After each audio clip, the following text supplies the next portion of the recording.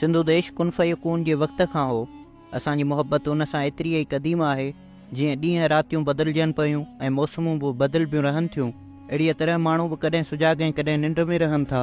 माण्हुनि वांगुरु क़ौमनि जी हालत बि बदिलजंदड़ आहे। कॾहिं उहे बेदार थी तहज़ीब ऐं तमदुन तरफ़ विख वधाइनि थियूं त कंहिं वक़्तु हू गहरी निंड में सुम्ही रवैये तंज़िल थी कयल कमाई कट करियो छॾनि। सिंधु देश दुनिया जे क़दीम तरीन महज़िब ऐं मुतमदिन क़ौम जो मुल्क आहे।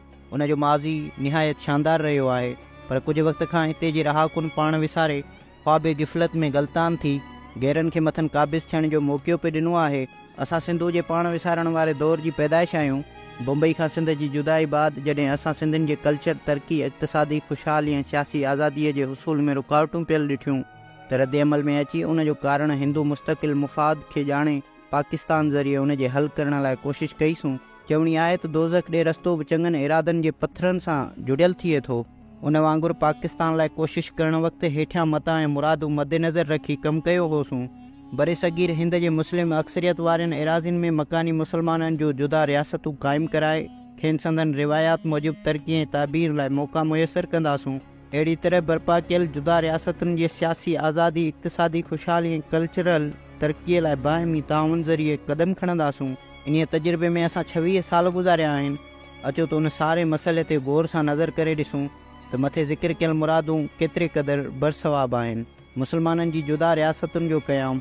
बरे सगीर हिंद जे वॾे हिसे ते घणे वक़्त ताईं मुसलमान हाकिमनि जो कब्ज़ो रहियो हो, जेतोणीकि उहे हुकूमतूं शख़्सी ऐं क़बीलाई हुयूं। उन्हनि हुकूमतुनि जे दौर में ज़मीन ऐं नौकरियुनि वग़ैरह ते मुसलमाननि जा के तबिका ऐं गिरोह क़ाबिज़ थी मुस्तक़िल मुफ़ाद क़ाइमु करे विया हुआ।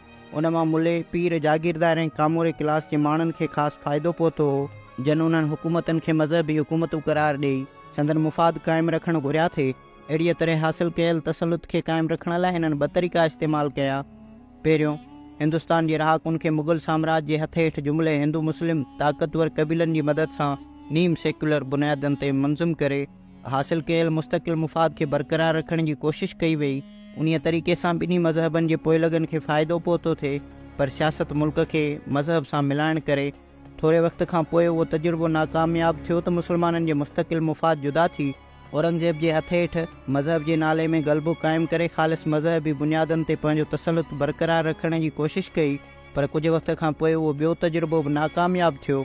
इन्हीअ खां पोइ बरे सगीर ते अंग्रेज़ साम्राज तसलुत ॼमायो।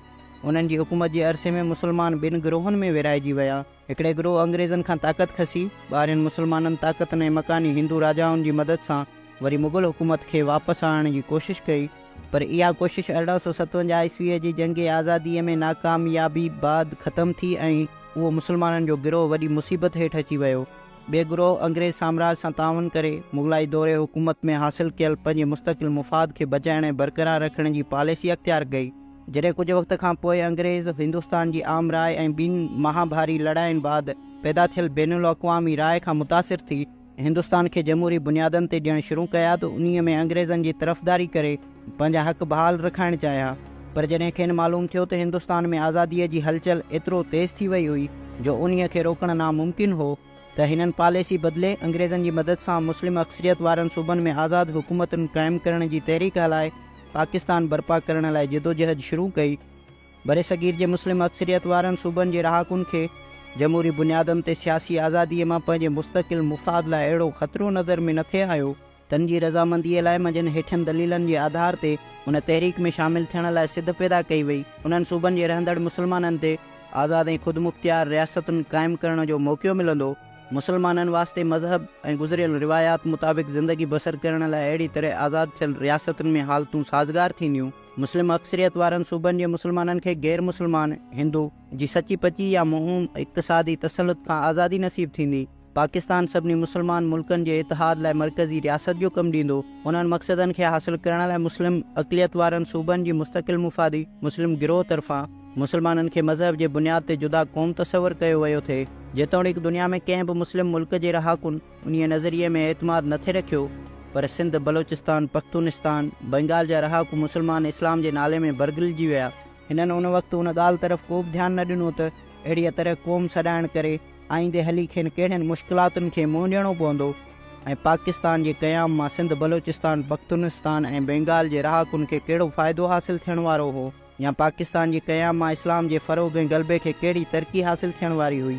इन वक़्तु मज़हबी जज़्बे हेठि मुतासिर थी कंहिं बि आईंदे जे नतीजनि तरफ़ तवजो न ॾिनो।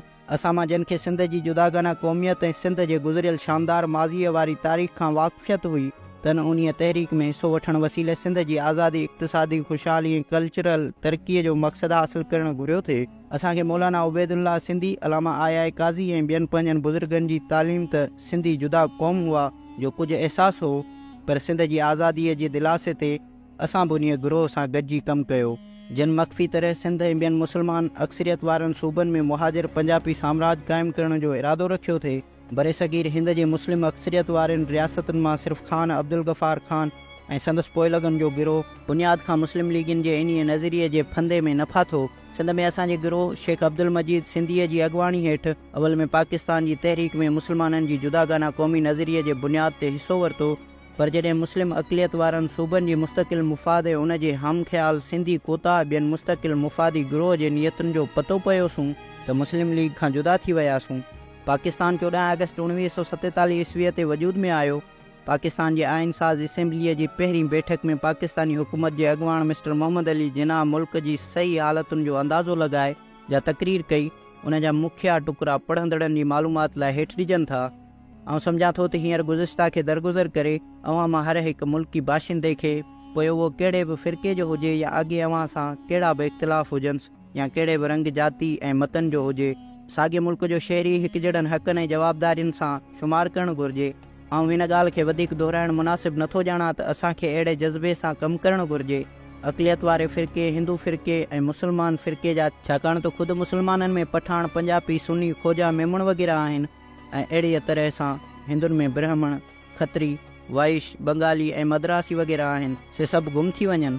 मूंखां जेकॾहिं पुछो त सचपच इहा ॻाल्हि हिंदुस्तान जी आज़ादीअ जी राह में वॾी रुकावट हुई। हीअ न हुजे हा त असां हिन खां घणो वक़्तु अॻु आज़ादु हुजूं हा। को बि 40 करोड़ माण्हूअ जी क़ौम खे ग़ुलाम रखी नथो सघे ऐं न अव्हां खे फ़तह करे सघे हा, पर जे खणी फ़तह करे हा त बि घणी देरि ताईं कब्ज़े में रखी न सघे हा।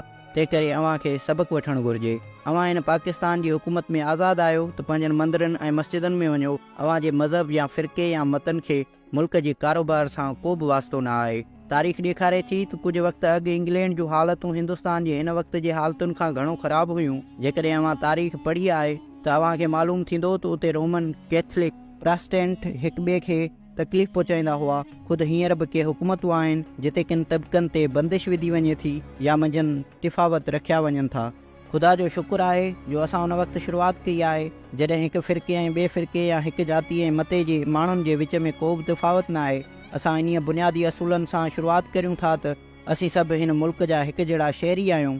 इंग्लैंड जे माण्हुनि जीअं वक़्तु गुज़रंदो वियो, वक़्त जे हक़ीक़तनि खे मद्देनज़र रखंदे पंहिंजे मुल्क जी हुकूमत फ़राइज़ खे सरअंजाम थिए कयो। अॼु उहे रोमन कैथलिक ऐं प्रोटेस्टेंट रहिया ई कोन आहिनि। उहे सभु ग्रेट ब्रिटेन जा हिकु जहिड़ा शहरी, हिकु ई क़ौम जा फ़र्द आहिनि। हाणे असांखे उहो मिसाल साम्हूं रखणु घुरिजे त हिते पिण थोरे वक़्तु अंदरि हिंदू हिंदू न रहंदा, न मुस्लमान मुस्लमान रहंदा। मज़हबी नुक़्ते निगाह खां न, छाकाणि त उहो संदन शख़्सी अक़ीदो आहे, पर सियासी नुक़्ते निगाह खां सभु माण्हू हिकु क़ौम जा फ़र्द थी वेंदा। उन साॻे माण्हूअ जी 23 मार्च 1940 ते लाहौर में ऑल इंडिया मुस्लिम लीग इजलास में कयल तक़रीर जा टुकड़ा मुलाहिज़े लाइ हेठि ॾिजनि था। आइन साज़ असेंबलीअ में मुस्लमाननि खे जुदा चूंडनि जे बुनियाद ते नुमाइंदा मिलणा हुआ। उहा ॻाल्हि ठीकु हुई, पर वरी बि फ़ैसिलो अक्सरियत खे करिणो हो। जे उन में अक़लियत ऐं अक्सरियत में इख़्तिलाफ़ थियनि त उन जो निबेरो केरु करण वारो हो। मुस्लमाननि खे हिन वक़्त ताईं अक़लियत शुमार करे गुफ़्तगू कई थी वञे। असां बि उन ते अहिड़ो हिरी विया आहियूं जो ॿी तरह सोचे न सघिया आहियूं। इन करे हीअ हक़ीक़त विसारे वेठा हुआसीं त मुस्लमान अक़लियत न आहिनि, बल्कि सभु कंहिं नुक़्ते निगाह खां जुदागाना क़ौम आहिनि। हिंदुस्तानी आइन जो मसइलो जातीवार क़िस्म जो न आहे, पर बैनुल अक़वामी नमूने जो आहे। जेसीं ताईं इहा बुनियादी ऐं मुखिया हक़ीक़त तस्लीम कई वई आहे, को बि आइन ठहंदो सो तबाहीअ जो कारण बणिबो। उन रुॻो मुस्लमाननि लाइ, पर हिंदुनि ऐं अंग्रेज़नि सभु लाइ नुक़सानकार थींदो। अहिड़ो को सबबु ई ॾिसण में नथो अचे त विरासत बाद इहे रियासतूं हिक ॿिए जे ख़िलाफ़ु थियनि। मूंखे उमेद आहे त इन विरासत करे हिन वक़्तु समाजी ऐं सियासी इक़्तिदार लाइ हलंदड़ चटाभेटीअ गाइब थी वेंदी। उन मां बाहिमी मुफ़ाद जे बुनियाद ते थियल अहदनामनि करे ॿई मुल्क हिक ॿिए जा दोस्त थी रहंदा। इन विरासत करे हिंदू इंडिया ऐं मुस्लिम इंडिया जे विच में ॻाल्हि ॿोल ऐं सम्झोते जे बुनियाद ते अक़लियतुनि जो सुवालु हमेशह लाइ फ़ैसिल थी वेंदो। हीअ ॻाल्हि गौर जे लाइक़ु आहे त मौजूदा सूरत में हिंदू ऐं मुस्लमान मज़हब जुदा सोसाइटियूं ऐं सोशल निज़ाम हुआ। जेसीं ताईं उहे निज़ाम क़ाइमु आहिनि, हिंदुनि ऐं मुस्लमाननि जो हिकु क़ौम बणिजणु नामुमकिन नज़र पियो अचे। कांग्रेस कारकुननि जो हीउ ख़्यालु त हिंदुस्तान जा रहाकू हिकु क़ौम थी विया हुआ, मुल्क जे घणनि तकलीफ़ुनि जो बाइस बणियो आहे। वक़्तु आयो आहे त इन ख़्याल खे दुरुस्त कजे, न त उहो ख़्यालु हिंदुस्तान जी तबाहीअ जो कारण बणिबो। हिन ऐं उन खां पोइ ॿिए पैराग्राफ में आयल सियासी दलील चंद लफ़्ज़नि जे मटासटा सां सिंधी क़ौम जे हक़ में साॻिए एतमाद सां पेश करे सघिजे थो। पढ़ंदड़ हज़रात, हिननि पैराउनि में मुस्लमाननि ऐं मुस्लमान अक़लियत लाइ सिंधी ऐं सिंधी अक़लियत जा लफ़्ज़ हिंदुस्तानी हिंदुनि ऐं अंग्रेज़नि लाइ तरतीबवार पाकिस्तानी मुहाजिरनि ऐं पंजाबियुनि जा लफ़्ज़ रखी पढ़ंदा त सिंध ऐं सिंधी क़ौम जी ॻाल्हि मथनि वाज़े थी वेंदी। संदन मौजूदा सूरत में हिंदुनि ऐं मुस्लमाननि जा मज़हब ॿिनि जुदागाना फ़लसफ़नि, समाजनि ऐं अदब जा हामिल हुआ। उन जा पोइलॻ न पाण में शादियूं करे सघनि था, न खाधो खाइनि था, बल्कि जुदा तहज़ीबनि जा हामिल आहिनि। हिक ॿिए खां उबतड़ ख़्यालनि ऐं नज़रियनि ते तामीर थियल आहिनि। उन्हनि जी ज़िंदगीअ जा तौर तरीक़े ई अलहदा आहिनि। हिंदुनि ऐं मुस्लमाननि जूं जुदा तारीख़ी रवायतूं आहिनि। उन्हनि जा तारीख़ी क़िसा, क़ौमी सूरमा ऐं वाक़िआ अलहदा आहिनि। अक्सर हालतुनि में हिकिड़नि जो सूरमो ॿियनि जो दुश्मन हो। अहिड़ीअ तरह उन्हनि जी तारीख़ी फ़तहनि ऐं शिकस्तनि जो हाल आहे। उन्हनि ॿिन्ही क़ौमुनि खे हिकु अहिड़ी हुकूमत में ॻंढणु जंहिंमें हिकु अक्सरियत में हुजे ऐं ॿी अक़लियत में मुल्की मज़बूती ऐं अमुन एवज़, इंतशार ऐं तबाही जो कारण थींदो।